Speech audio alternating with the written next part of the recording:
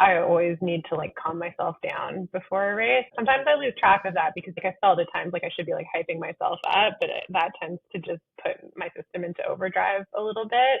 So every once in a while I need to like remind myself, but I think my general trend is I need to like calm down because my nerves and adrenaline are like going full force anyway. With the track and field specifically, what events did you first start out with? What kind of events maybe did you get interested in? And then from there you went, maybe triathlon could be the next stepping stone. Yeah, so I started doing track in grade 6 when I was about 12 because our options for sports teams were basically track or soccer, and I was not very good at soccer. Um, so, um, and track really right away, I was put in middle distance. I think maybe my first track meet, I tried some field events as well, and the coach was pretty much like, yep, middle distance runner, let's focus on that. So that was anything from 800 meters to 3K when I was a junior. And I had like particularly good couple of years at the end of high school, start of university, where I was on some Canadian junior teams for track, um, running the 3K at junior track worlds, and then also for cross country, junior cross country worlds. And then for university, I ran for the University of Toronto, and Canadian universities only have an indoor season, so the longest event is 3K. So I was there again doing like 800 meter up to 3K, and then also cross country in the fall. And then tried to get into doing 5Ks as a senior, but I was really almost constantly injured, basically from like the end of my first year of university up until I switched to triathlon. I think I had 1 year where I could string together a year of training without a major injury, and the rest of the time I was getting injuries that took me out for like a month to 3 months at a time. So I never built much momentum with the 5K.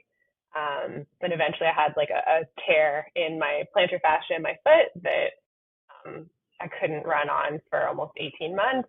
And that's when I sort of transitioned into triathlon. So I'd started doing some swimming during all of those injuries. And then the year I couldn't run at all, I got a bit more into cycling, and then came back doing age group triathlon for a year, originally to slow down my return to running to try to prevent injuries. But I like triathlon a lot better than track, and decided to try a year as a pro. And however many years later, I still seem to be stuck in this sport now. So What was the injuries like? Because I always hear that from a lot of my students too, who are like undergrads and grads, and they're 18 through 25. And not only do they have to work at a very high intensity workload while they're still growing, but the volume is just insane of like the amount of hours they're doing. And usually a lot of people are under fueling. Was that like a similar situation where it was like, oh, you're showing promise in this sport, let's do this much of it, and then like you weren't ready yet with respect to soft tissue, bones, muscles? never had a situation where I was being asked to do a huge amount of mileage or had a huge jump in my run mileage. Part of my decision to stay with the University of Toronto was that I had trained with their junior development program when I was in high school. So my coaches between high school and university were the same coaches more or less, and they were very cautious actually with my mileage. So that was never an issue. Underfueling absolutely was a big issue. I had quite a serious eating disorder when I was 16, was sort of the height of it physically, but it kind of took me all through undergrad to really get healthy. And so even though I wasn't dangerously underfueling when I in my early years in university, I was definitely not fueling optimally for like health at the level of athletics I was trying to do, or for athletic performance, I think. So that was part of it. I think just like my foot structure was part of some of the foot injuries. And then I also think like under recovery to some extent. I had a very demanding university program. In my first year that I got injured, I was competing on Canadian junior teams and on the University of Toronto team, and I had a full course load, and I was just also adjusting to universities. There's a lot that I was balancing, and I wasn't getting enough sleep or like recovery time. And then I also just think like track running is really hard on your body, especially small circles on an indoor track, and my body has held up better to having more cross training built into my program with triathlon, or just having the mix of movement between pool, bike, and run. In your experience with all of what you've done with the athletics and just the sheer number of teammates and competitors you've had and the amount of people you know in the sport, how much of this, I guess, longevity and success in the sport also comes down to like maybe like the quote unquote luck of just like not getting injured too many Mm. times?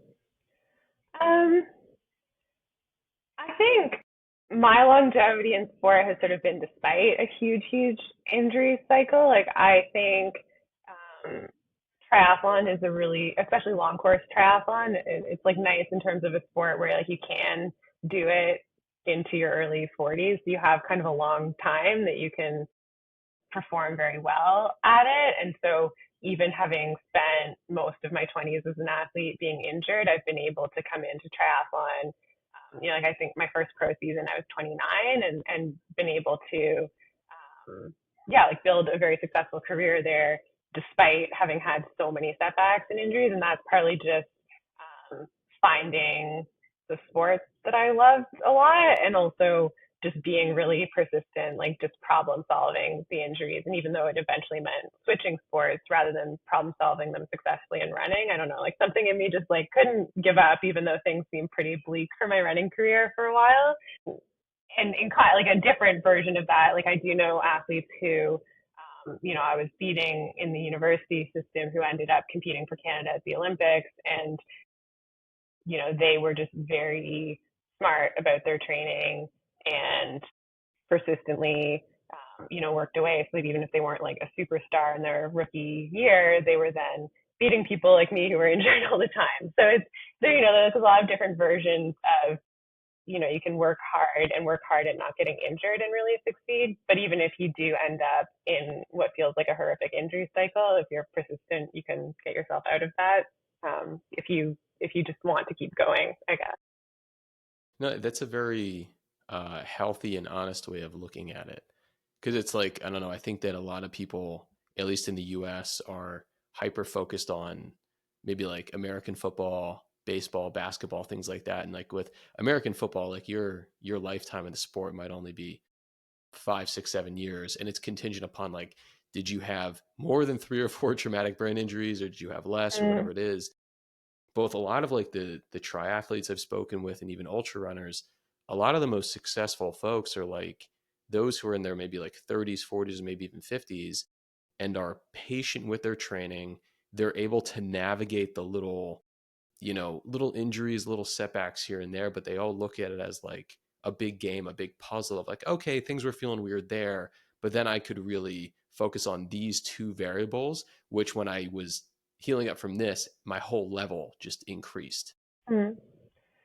Yeah, I think multi-sport, I mean, endurance sport lends itself well to being able to have long careers, like into your 40s and things like that. But I think multi-sport, um, having been just a runner and then moving into multi-sport, I find the psychology of being injured a lot easier to cope with, because you do feel like there's endless stuff to work on. So even if you like can't use your leg or something for a month, it's like, great, I'm going to work on my pull technique and swim. Like there's always, when I was just running, when I would have to do, originally my cross training would be like pool running, which just feels like a useless activity other than getting an aerobic workout. I feel like whenever I've been injured as a triathlete, there's usually like there's some aspect of my actual sport I can be working on, which feels better.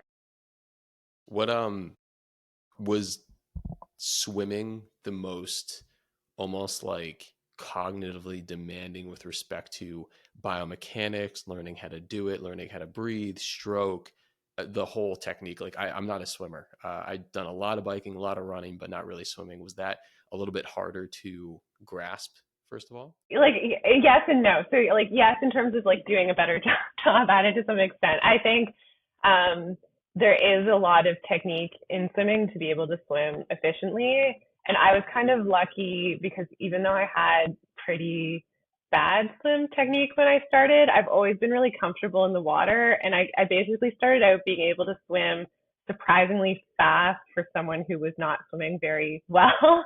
So I could kind of get by with that. Like I just had a very high stroke rate. I was not using my arms efficiently. I have a very good kick though, so I could kind of get by to the point that I was still doing pretty decently. And so people would take a bit of an interest in what I was doing. And then I was lucky that kind of through that, I found a very good, very patient swim coach who really, particularly during parts of 2020 and 2021, took a lot of time with me, kind of like taking a step back in terms of my speed and just really working on technique with my swim. And it's constantly something I need to work on. Like it's hard to catch up to the level of people who have been swimming for a lot longer, like from when they were a lot younger than I was.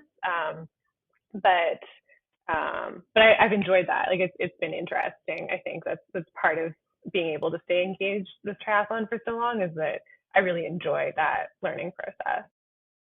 What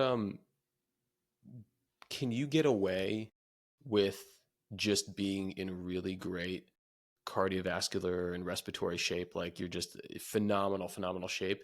Can you get away with a less than advantageous swim stroke if you are in phenomenal shape, or will a lot of the professional triathletes like really just kind of eat you alive with that?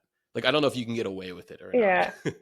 Well, I feel like I like not in the direction that the sport is going. Like I feel like when I started, I was getting away with that to some extent, but it was sort of holding me back in terms of results. Like I could still get onto a podium, but I was like really, I had to be one of the best runners in the sport to do that, and it was setting me back quite a bit. And I have been able to like improve my consistency and placing by improving my swim. And then I just think right now the direction triathlon's going, the level at which people are doing each of the three sports is just increasing. And so I think it's sort of more and more important to be good at swimming as well, and to work on that. I still think you can come into the sport not having been a competitive swimmer, but only if you're comfortable in the water and willing to work on it. I think you do need to put attention into developing your swim technique. Because it's funny with respect to like strength and conditioning, they always talk about like what's the best substitute for your sport. They're like, if you're injured with running, like the next best thing might be biking. As far as like the cadence and like the biomechanics of how your foot lands with the footfall, like biking's the most similar. You're not stressing your joints. I mean, you're not also loading your joints too, so you're not going to have like the bone mineral density increase, but like it's still great. And they said swimming's great, but like there's less of a carryover effect from swimming to running. So I've heard from like a lot of triathletes who I've spoken with, they're like, if you grew up as a phenomenal swimmer and you were just in good shape and you learned how to swim, it was easier to learn how to bike and to run. And I'm wondering if they would kind of feel a little less confident against you who ran collegiately. Because running collegiately, I mean, you were running the 800 up to the 3K. So you're very fast, very intense. And now it's time to kind of slow it down a little bit and say, okay, let's stretch this thing out to a half marathon or a full marathon. I think it's easier to teach someone how to run than it is easier to teach someone how to swim. Yeah, maybe. I think it depends so much on each athlete, but probably. Like I think running is like more straightforward in terms of like what humans sort of like humans are like designed to do, like walking and running. Like pool, I think you have to spend a lot more time trying to get a feel for the water, which isn't as natural of an activity necessarily, I guess. But I do think that because I've been a runner for so long, it's like years and years and years of developing a feel for how to push myself running, that I'm finding actually like hard to find the same thing on the bike. So I feel like my running in racing, even if I'm having an off day, I can kind of get myself into quite a strong rhythm. I find if I'm having an off day on the bike, my performance will suffer like a lot, a lot more. Like my biking feels less consistent, and I feel that part of that is that it's harder to capture like the same feel that I just have with my run from so many years of working on it. What about the bike specifically? Can you kind of hit that wall? Because biking is a little bit easier to fuel during, but like I don't imagine it's easier to push the quads after swimming 2.4 miles to then bike Hmm. 112 and then think, okay, I have to run a marathon after. But what is it about the bike that you think like sometimes, things are just not clicking today? Kind of trying to get to the bottom of that right now. I feel like even within this year, like I've had some races where I just really feel on the bike and I'm really hitting my power and it feels sort of flowy. And I've had some other races, like in Kona, unfortunately, I had a cold, so that was part of it. But even in the middle of my season, I had a couple or 70.3 efforts where I just like I just didn't feel like I had it on the bike for that day. And I'm honestly not quite sure why, but I feel like when it does start to feel off on the bike, it's um, harder for me to find the same feel that I can even on an off day running. And it's like, I don't, I'm not quite sure. I do rely more on my computer and I'm looking at power numbers a bit more on the bike, whereas running, I can be very intuitive in my running a lot of the time. So I think that's just some sort of like built up feel for it over time. So you look at like the watts and like the power output on the bike? Do you also look at something like heart rate? I don't look at heart rate while I'm racing. Um, Training, we're always like collecting heart rate data and we might look at it after. Every once in a while, I'll be doing like an aerobic effort where I'm just trying to keep my heart rate in a certain range and not looking at power as much. But I haven't really used heart rate during racing. How do you how do you course correct if you're going into like a headwind? Do you kind of make note of that in training or even in racing of like, okay, I'm going into a headwind here. I can't push it too hard. Even though you want to have a certain outcome, you kind of have to still focus on the process of like, I just need to get there. And like it's nice you have it in the back of your mind of like you're a strong runner, so you can kind of make up time on the run. But if you're having a bad day or having a bad day, will you kind of like hang back a little bit, or will you still look at hitting those exact same power numbers on the bike? I'm still looking at I have like basically a range of power numbers that I'm trying to hit. So that will like, and then, if I'm like really in a race with someone on the bike, I'll pay less attention to power and more on the race dynamics. But if it's something like a headwind, I'm looking at not wanting to be too far above the range of watts that we're roughly aiming for, particularly in like a full Ironman distance where you're on the bike for a long time and need to be a little bit patient. Um, yeah, so it's not. I feel like a headwind feels sort of like straightforward in terms of just like, okay, here's the range of watts, and I'm trying not to be like too far above that, or paying attention to how long I might be above my target watts. I do like it if there are like consistent wind conditions on a course. Like I was 70.3 Santa Cruz this year. There's often a headwind in one direction and a tailwind in the other direction. Because I'm nearby, I was able to go out there and do quite a bit of training on the bike course. And that was helpful just to get a feel for it and sort of how the effort and speed worked. And also, um, like how times played out over the whole course when you were getting both the headwind and the tailwind. So it's not too discouraging. There you often start into headwind and you come back with the tailwind. That's a competitive advantage. Like you know the course pretty well, and knowing that you can rely on your running. I think that's great. That'd be interesting to poll different triathletes who are all on that pro circuit, like one who came from a swimming background, one who came from a biking background, one who came from a running background. Because I think with you, it's like having that third leg of like, okay, I ran for years and years and years competitively. Even if I'm feeling like a little bit flat or I'm bonking on the bike, I can rely on that run because I know what Mm-hmm. I'm doing. Whereas someone else, it's like, oh, swimming, this is my thing. And they go off to the next two disciplines and they might not be as jazzed up to do it. It's like, well, we'll see how the day goes. Yeah, I mean, there are pros and cons to each different experience. For me, it's often a matter of trying not to get discouraged early in the race and also sometimes having to be very self motivated. Races where I can get myself into a solid position with other people on the bike, it's a lot easier to push hard and get through the bike. I've had quite a few, particularly in Ironman, like both at Texas and Lake Placid, I was just completely in no man's land on the bike. And so that's like 180 kilometers of being really, really self motivated. And, I end up starting the run with gaps that look really, really big. So it's a lot of like, um, needing to remind yourself that they look that I can run down a lot of those, and it's yeah, it's like its own mental game.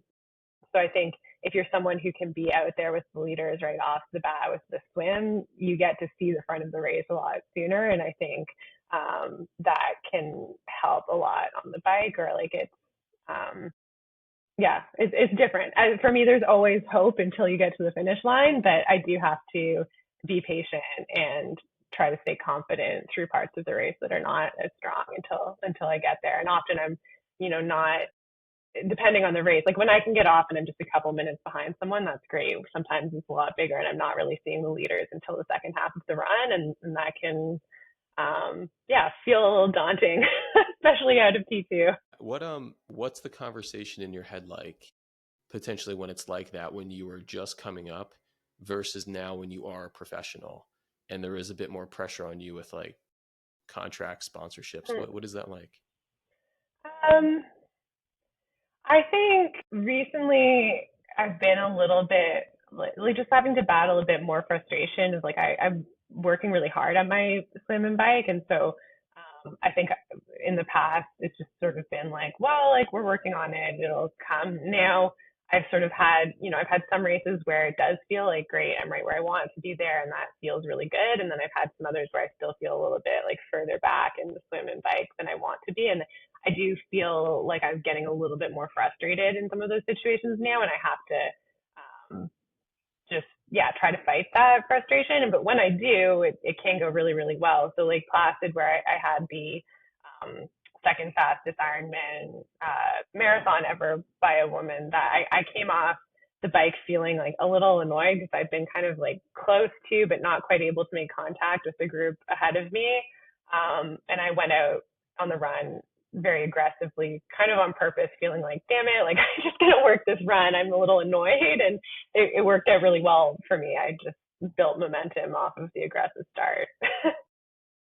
No, that's great. What's the fueling look like? Do you have anything on the bike on the run that sits really well and other things not so much? Or do you even have different things in like sort of like your back pocket that you go, hey, when I'm feeling a little off, this is going to help me get back to where I need to be? Are you a caffeine um, person? I take a little bit of caffeine.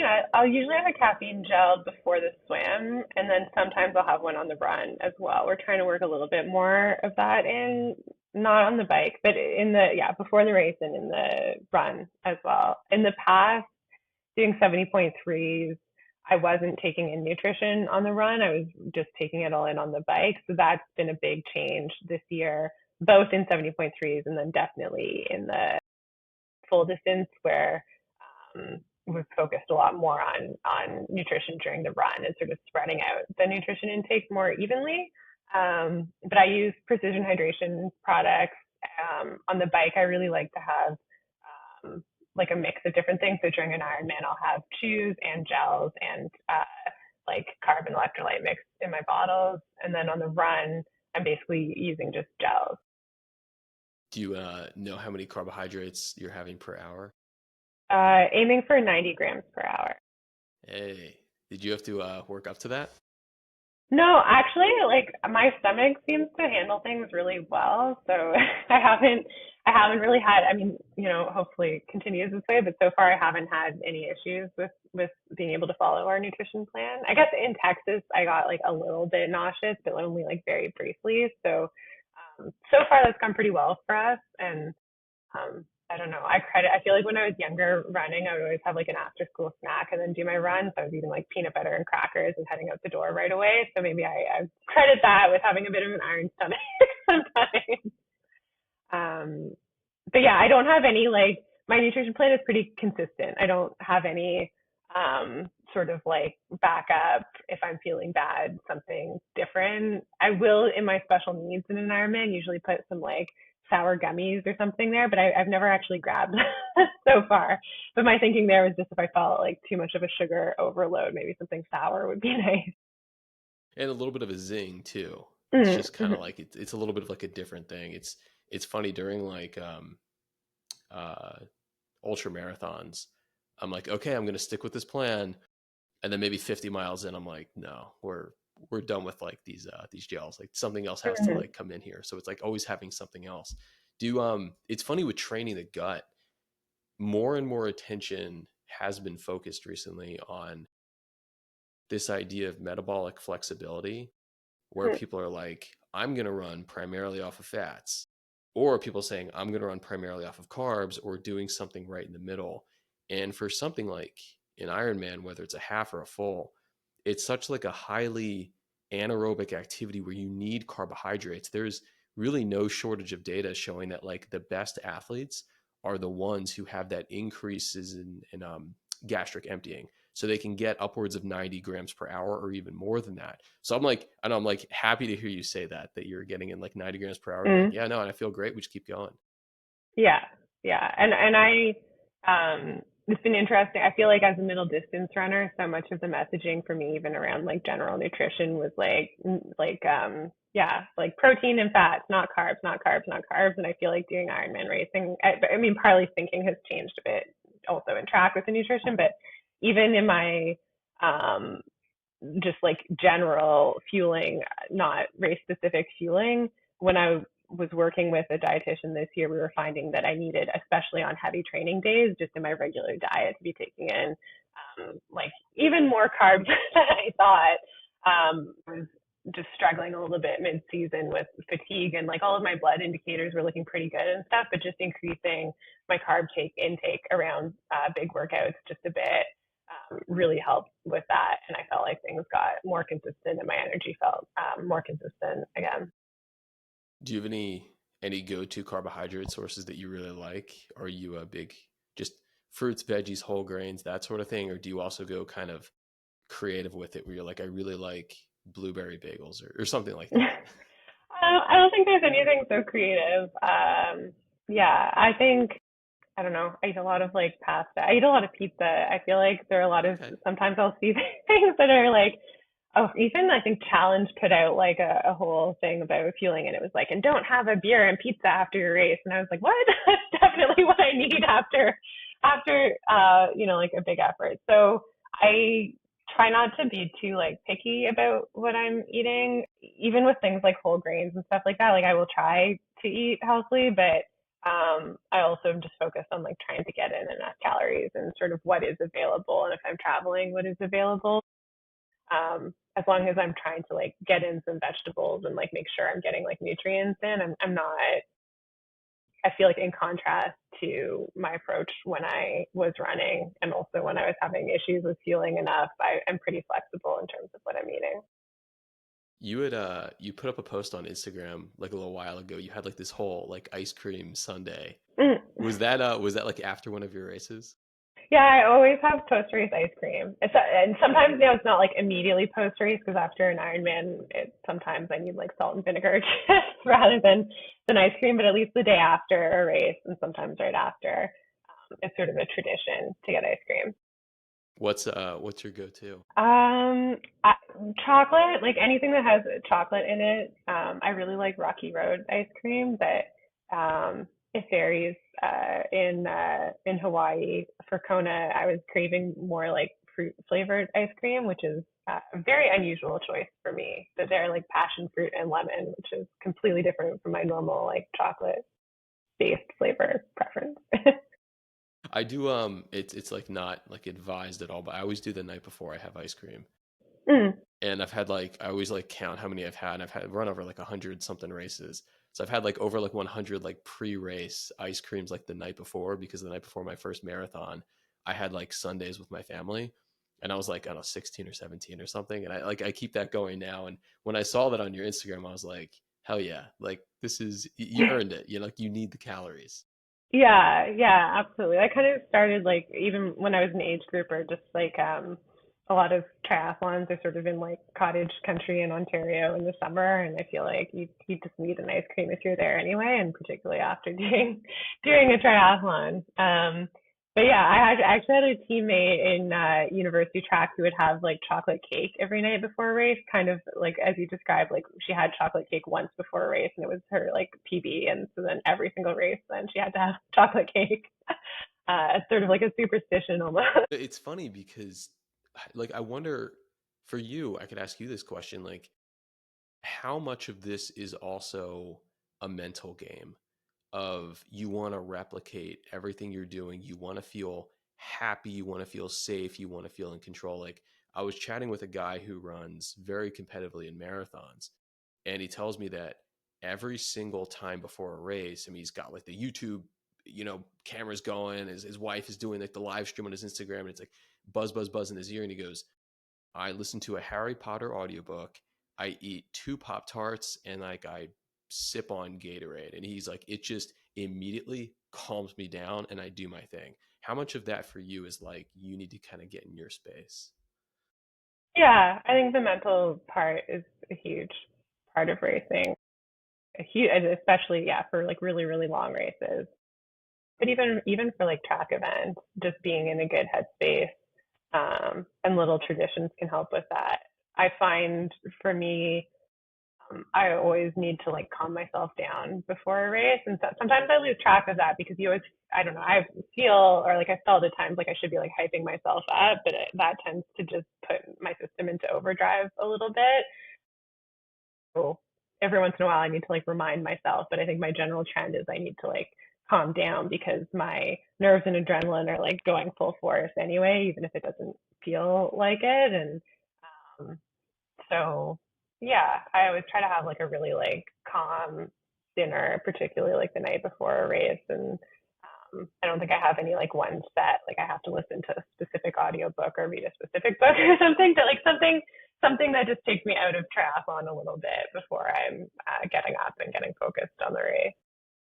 Would you say that you're relatively like a pretty calm person? Mm, no, I think it depends.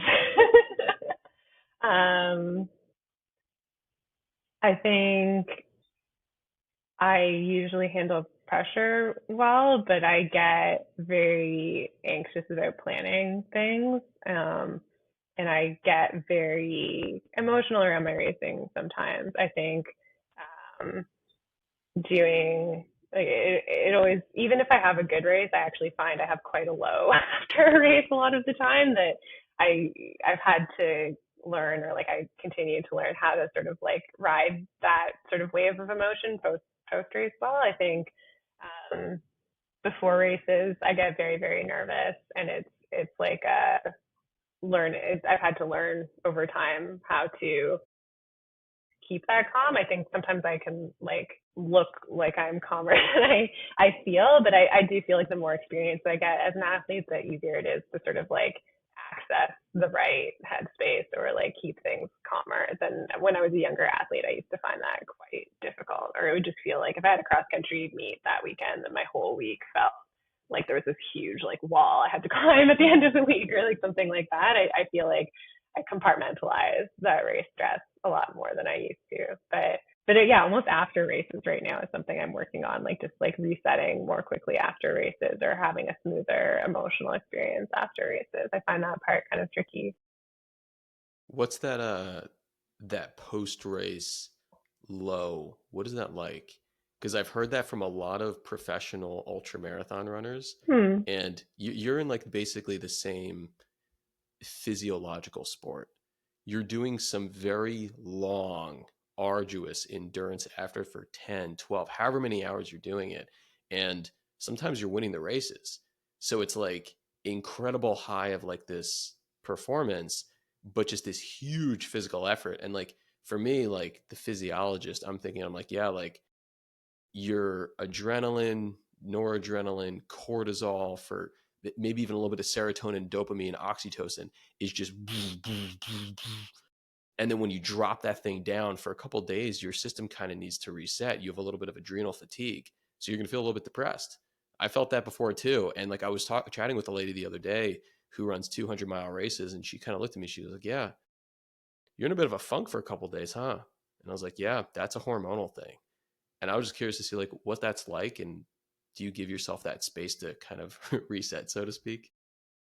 It definitely feels like kind of depression and like yeah, I've been more focused on it recently as trying to figure out how to give myself more of a break. In a way, part of the thing that I like about Ironman, like full distance racing as opposed to 70.3s, is that it is such a big physical effort that it is more built into my training plan to have a bit of downtime after a race. And I feel like mentally, um, for better or for worse, I'm able to like accept that I need the rest a little bit more. 70.3s, it can be tough because it's still quite a big effort, but then you can bounce, like, I've raced back to back weekends, 70.3s, like you can sort of keep going with your training at a high intensity in a different way. But I've tried to, like, around Kona, for example, I tried to plan some sort of like nice activities afterwards that were like gentle. So I found actually like the most helpful thing I did there was there's like this amazing manta ray snorkeling. And so that was like a soothing activity that was sort of like a little bit engaging, completely different from triathlon. And there I had like honestly like a brutal, it was a very disappointing race. So that was added to the big down afterwards. And that activity really helped me. That's part of the reason why back in the Bay Area now I've started looking more into like scuba diving, as like maybe that is something that is a bit of a like soothing, engaging activity to me to try to help shift my focus a bit right after a race before I come back into a full training focus. But yeah, no, it's been hard. It's like an emotional roller coaster, and sometimes it's hard if I have like a good race and I feel that way, and it's sometimes easier to get through when you do have the boost of like, okay, but like I did really well, but it can be confusing for the people around me sometimes where it's like, you just won a big race. Why are you sitting here crying? Or like it feels sometimes frustrating in those moments that something doesn't feel as like good right away as you want it to. And um, but yeah, I think it's part of it. I worry in the middle of it, like how am I ever going to get up and be motivated to like do my training again? But every single time, it's like 2 days later, I'm like, okay, yes, let's get out there. Partly just trusting that even if it feels like I'm never going to be able to run again, it's like 2 days later, it's going to feel completely different. Do you ever just run, bike, or swim just for like the fun of it? Or is everything like during your season at least, is everything calculated? I usually have one run a week that's just a mileage run, so there's nothing too set in it. And similar bike, bike, I have a lot more structure, but I do really enjoy it. Like at least every other week, if I just have a bike ride that's unstructured and I can just go exploring a little bit. So sometimes here where it's like really hilly, I'll even like push my coach to give me just like a time, like how long should I bike for rather than how far should I go. So it gives me complete freedom to choose whatever kind of course I want to. And yeah, I guess swimming is very, very structured. A lot of the time I'm like doing intervals with a group, and it's a little hard unless I'm open water swimming to have unstructured swim time. But um, I do enjoy it during my off season. If I'm taking a bigger break, I have a bit of time where I'm staying active but don't need to be doing anything particular. And I'll kind of sometimes enjoy, like, even if I'm going to a group swim workout, just kind of feeling like I don't know, I might go into like a slower lane for a little bit and just like focus on feel good swim rather than worrying about time. Um, Not as much here, but back in Ontario where it's like very, very easy mountain biking, sometimes like getting out and like mountain biking a little bit to work on bike handling without the same kind of um, feedback about power or like bike position and stuff like that. So kind of a mix, a little bit. I mix in a little bit that's sort of a bit more fun, but a lot of it is structured and it's all kind of part of the work. I think that's important to have because you also have to have something that's like a fun outlet. One thing I'd be remiss if I didn't ask. Do you strength train? Yeah. Do Um, do you enjoy that? yeah, I do. I find it kind of relaxing, especially like really like I mean, I don't do really heavy lifting, but like for me heavy lifting, like I find like for some reason like bench press is one of the most relaxing possible activities. So I always, yeah, I have heard that like heavier strength training can have a positive impact on like hormones and like sleep and things like that, and I don't know whether that's true, but I can believe it because like I do, yeah, I find that kind of like a nice part of my training. Well, it's interesting with strength training, like the differences in the hormone, I guess, maybe not like hormone production, but like hormone release with heavy strength training, heavy compound strength training. So squatting, deadlifting, bench pressing, overhead pressing, cleans, things like that. Like Hmm. you have such a robust increase in growth hormone, testosterone that doesn't happen with like single joint movements or unilateral movements and even the long, slow stuff. But you're doing so many like high intensity sprints, whether it's biking, running, swimming, that like you'll get a little bit of that hit. But it's Hmm. just interesting to hear on your perspective of like it's just a different feeling. And a lot of like my athletes who like I try and get them into the gym a couple days a week, they're like, whoa, like things feel a little bit more even, a little bit more calibrated. My Hmm. legs feel a little bit stronger. My core feels a little bit stronger. And like that's any like, I guess, endurance athlete who wants to, you know, operate at the highest level should do that like once or twice a week. And I know for me, it's like super fun. I love the gym, but like for you, it's like it's supplementary to all the other work that you're doing.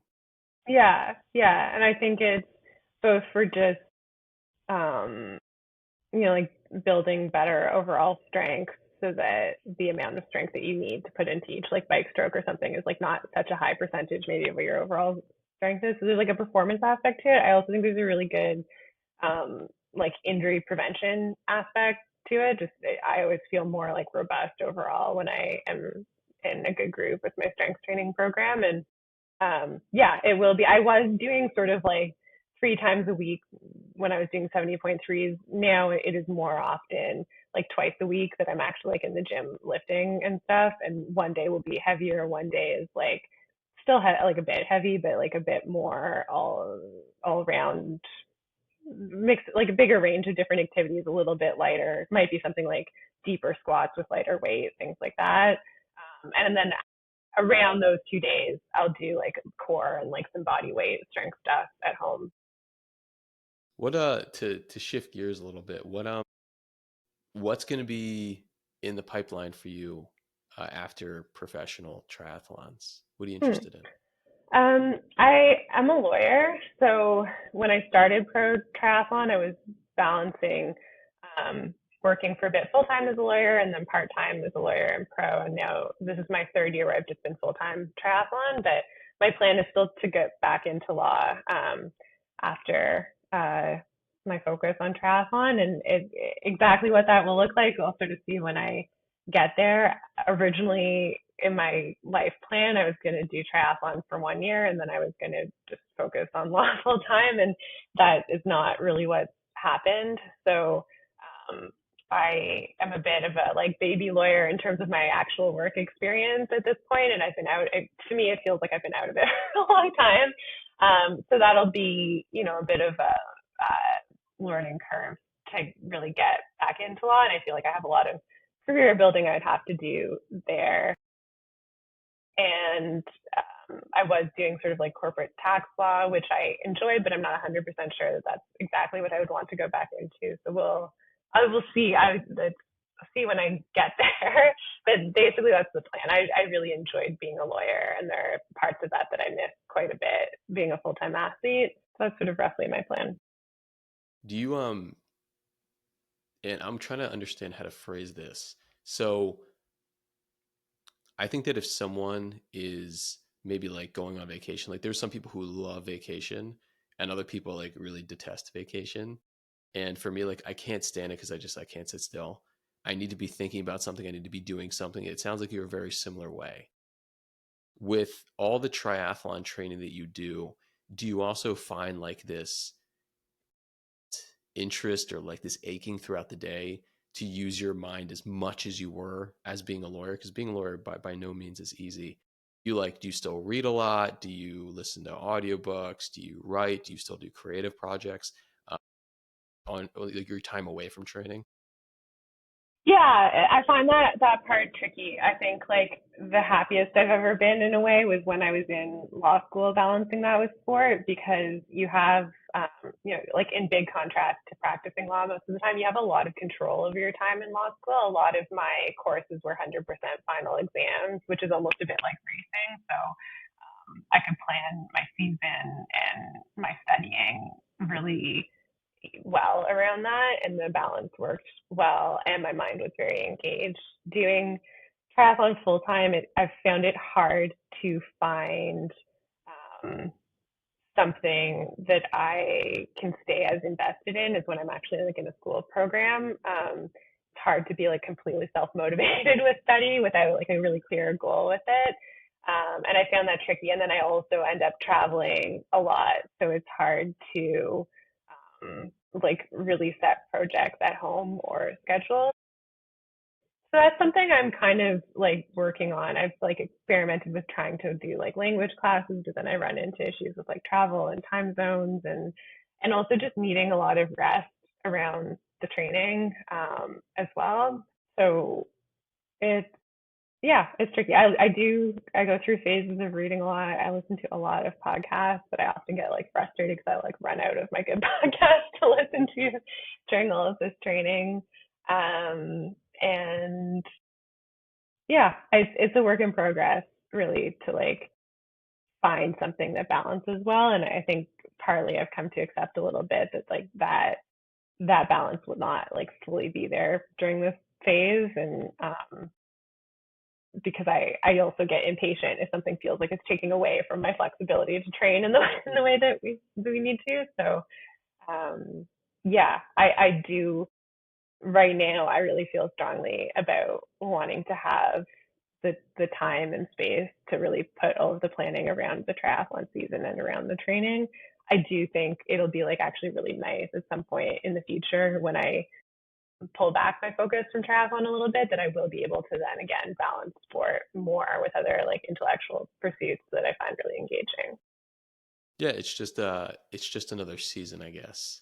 Of like let's just focus on what's in front of ourselves until the next season. Yeah, and I mean the triathlon seasons seem to go by so quickly. The year can just like really like build a momentum and go by quickly again, especially with like the travel. And I guess the travel too, like it can be kind of tiring, but that is very engaging. It's nice to explore the places that I'm going to, and especially this year I've had some home stays, so I get to like meet people in the communities a little bit more, and that aspect keeps my mind engaged. What what would you like to continue accomplishing within triathlon? Like, do you have any, are you just one of the people who's like, I'm just going to do the best I can? Or do you kind of also have a bit of a diary or vision board of like, I would like to accomplish these couple of things the next season or two? Mm. Um, my big thing for this coming season is that I really want a better Kona performance. I think I'm capable of being in the top 10 at Kona. I went in feeling like really fit and prepared this year, and I got a cold a couple days before the race, and that was a factor. And just like I felt like I mean, I really severely underperformed, especially on the bike. And I'm glad I got through it and it was a good experience, but I'm really, really dissatisfied with that. So I feel like a lot of my energy right now is like, must get back to Kona, must have a better race there. In the past, it's been really focused on kind of just wanting to like improve and see what I can do. For a while, the goal was top 10 at 70.3 worlds, and we've done that a couple of times. So that's great. Like I would like to be able to improve on that, but it's yeah, a mix of like some concrete goals and some just sort of like let's see how far like let's see how well I can do when I am focused on this and when training's coming together. I really um like I don't I'm pleased that my running is going really well. My goals with training right now are more like to really try to keep bringing my swim and my bike up to support the run better rather than wanting to like really go after faster run times or something like that. I think I can run faster, but it's not satisfying to me to just keep trying to have fast run splits. I really want to bring up the overall quality of my race. Oh, it's brilliant. Where can in the interest of time, where can people follow along with what you do in your journey and your future Kona top 10 performances? The best place to follow me is on Instagram. That's probably where I'm most active. So just at Tamara Jewett. Um, I have a YouTube channel, but I'm not great at videos right now, so that's a work in progress. I might try shifting to something where I'm writing more because I'm better at it, but I put a lot of thought into like my write-ups on Instagram right now. So if you're willing to like bear with me and read a lot there, that's sort of where I'm most active right now. And do you have any recommendations on ice cream spots in like the California area, or at least like any ice cream flavors that we should try out, any seasonal Mm. flavors we should try out? Salt and Straw is a great spot in the Bay Area. I feel like they have like quite a few locations now. We have them in Florida now too. Okay, yeah, yeah, yeah. So they've expanded a lot. I feel like maybe they started in like Oregon or something. I'm not sure, but I've mostly experienced them around San Francisco. So that's sort of like the main spot I've explored here. There's like a cool spot in Santa Cruz that I'm blanking on what it's called, but it's in my Instagram after my like Okay. Santa Cruz recap. And they have fun flavors there because they're all kind of like named after local things. So like there's a famous sea otter there that was like stealing surfboards from surfers and stuff like that. I think otter like 841. So they have like a flavor named after that otter and things like that. I always think that's kind of cute. But the best ice cream I've had while doing triathlon is right now a tie between I think it's called the Purple Door in Milwaukee. It's really, really good. And then um, our founding farmers in Hawaii, in like on Hawaii, is really, really, really good. That was like at the far end of the bike course, and I did a lot of like long drives all the way down there just for that ice cream. All right. That's awesome. I'll have to start asking more people ice cream recommendations because that's my favorite food. And now it's the weekend and Halloween-ish time, so I can eat more ice cream. Yeah, yeah, they're usually like good like pumpkin pie flavors and stuff this time of year. Awesome. Well, Tamara, thank you so much for coming on today and talking about your training. And I'll be excited to follow along with all your racing and performances.